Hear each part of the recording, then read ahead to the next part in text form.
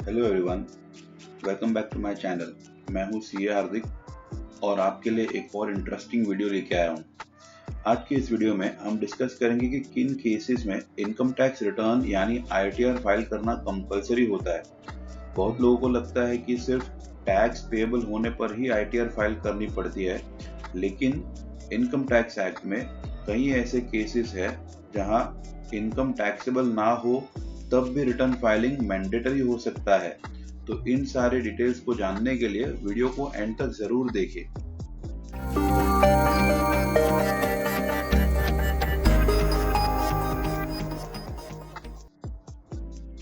तो आइए हम डिस्कस करते हैं इन सारे केसेस को एक एक करके। सबसे पहले बात करते हैं बेसिक एग्जेम्पशन लिमिट्स के बारे में। तो ये डिपेंड करता है कि आपने कौन सा टैक्स रेजिम चूज किया है। अगर आपने ओल्ड टैक्स रेजिम चूज किया है तो आपके लिए आईटीआर फाइल करना कंपलसरी है अगर आपकी ग्रॉस इनकम बेसिक एग्जेम्पशन से ज्यादा है before taking deductions under section 80C to 80U। अब जो बेसिक एग्जेम्पशन लिमिट है ओल्ड टैक्स रेजिम में वो एज वाइज क्लासिफाई करी गई है।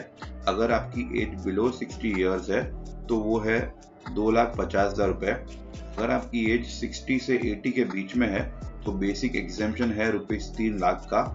अगर आपकी एज 80 या उससे ज्यादा है तो आपके लिए बेसिक एग्जेम्पशन होगी ₹5 लाख का।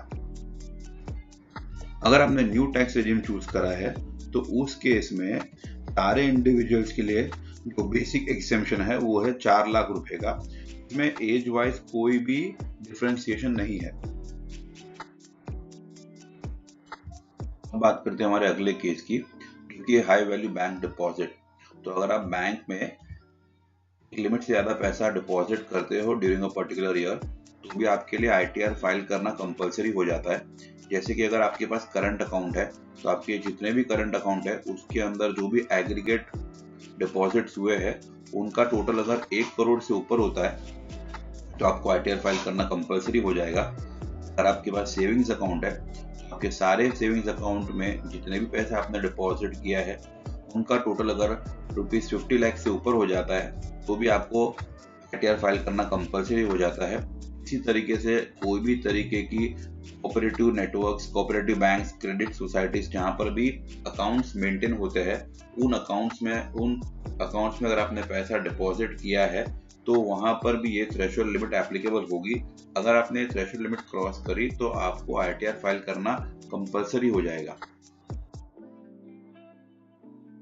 हमारा अगला केस है ओवरसीज एसेट्स एंड इनकम।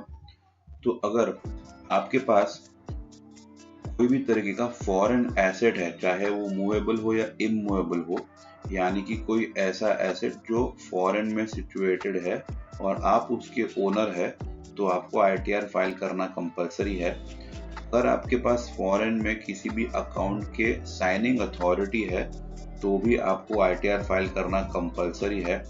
अगर आपके पास कोई भी फॉरेन सोर्स से इनकम आती है यानी कोई फॉरेन इनकम अगर आप अर्न करते हैं तो भी आईटीआर फाइल करना कंपलसरी है। अब बात करते हैं हाई वैल्यू एक्सपेंडिचर्स के बारे में। तो अगर आपने प्रीवियस ईयर में कोई भी फॉरेन ट्रैवल किया है, फॉरेन टूर किया है आपने और वहां पर आपने टोटल खर्चा 2 लाख से ज्यादा का किया है तो आपको आईटीआर फाइल करना पड़ेगा। अगर आपका पूरे साल में जो इलेक्ट्रिसिटी बिल आता है उसकी वैल्यू 1 लाख या उससे ज्यादा की हो जाती है तो भी आपको मैंडेटरी आईटीआर फाइल करनी पड़ेगी।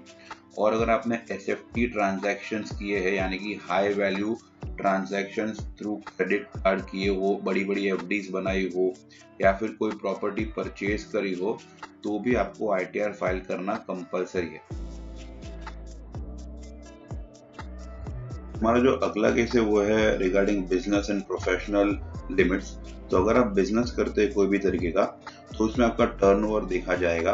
अगर आपका टर्नओवर 60 लाख या उससे ज्यादा का है तो आपको आईटीआर फाइल करना कंपलसरी है। अब चाहे आपने प्रॉफिट किया हो या लॉस किया हो, बट अगर टर्नओवर 60 लाख से ऊपर का है तो आपको आईटीआर फाइल करना कंपलसरी है। अगर आप कोई प्रोफेशनल है जैसे कि doctor, CA, lawyer, freelancer, architect, तो उस केस में आपकी प्रोफेशनल रिसीट्स को देखा जाएगा।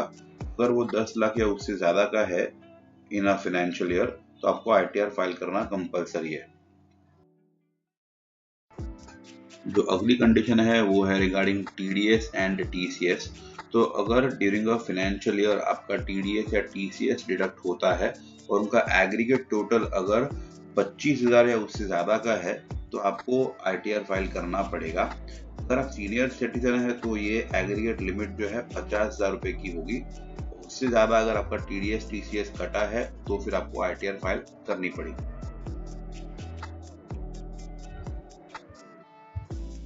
कंपनीज, LLPs और पार्टनरशिप फर्म्स, इनके लिए रूल तो और भी स्ट्रिक्ट है।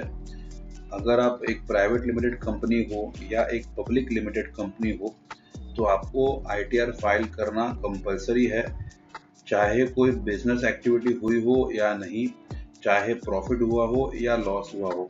इसी तरीके से हर पार्टनरशिप फर्म्स और LLP को भी annual income tax return file करना कंपलसरी होता है। यहाँ तक कि ट्रस्ट, NGOs और चैरिटेबल इंस्टीट्यूशन को भी स्पेसिफाइड कंडीशंस के अंडर रिटर्न फाइल करना कंपलसरी होता है। Now last but not the least, ये पॉइंट ऐसा है जहां पर अगर आपने इनकम टैक्स रिटर्न फाइल नहीं किया तो नुकसान आपका ही होगा। अगर आपके बिजनेस में कोई लॉस हुआ है या फिर आपने कोई कैपिटल लॉस किया है तो आपको उन लॉसेस को कैरी फॉरवर्ड करने के लिए ITR को ड्यू डेट के पहले फाइल करना होगा, तो ही आप उन लॉसेस को कैरी फॉरवर्ड करके आपकी फ्यूचर टैक्स लायबिलिटीज को घटा सकते हैं। अगर आपने रिटर्न फाइल करने की ड्यू डेट मिस कर दी तो आप बाद में लॉसेस को कैरी फॉरवर्ड नहीं कर पाएंगे।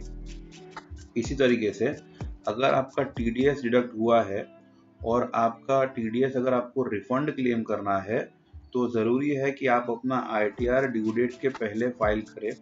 अगर आपने अपनी ITR की ड्यू डेट क्रॉस कर दी, रिटर्न फाइल नहीं किया, तो आपके जो TDS डिडक्ट हुए हैं उसका रिफंड भी आप क्लेम नहीं कर पाओगे।